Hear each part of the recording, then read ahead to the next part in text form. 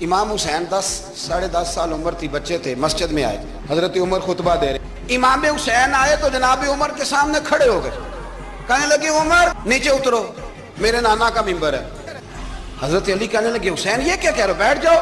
تو حضرت عمر فاروق فرمانے لگے علی آپ نہ بیچ میں ہیں، یہ میرا اور حسین کا معاملہ ہے، آپ نہیں بیچ میں ہیں، آپ ہٹ جائیں، میرا اور حسین کا مسئلہ۔ کیا کہا بیٹے؟ کہا عمر اترو، میرے نانا کا ممبر ہے۔ اتنا بڑا آدمی جسے کیسر و کسرا ہلا نہ سکے، جو درہ مارے تو زمین کا زلزلہ رک جائے، جو سورج کو حکم دے تو سورج چہرہ بدل جائے، وہ شخص جو دریا کو خط لکھے تو خشک دریا بہنے لگے، عمر اترو میرے نانا کا ممبر ہے۔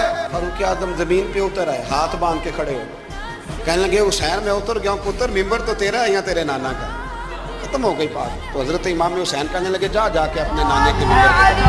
فاروق اعظم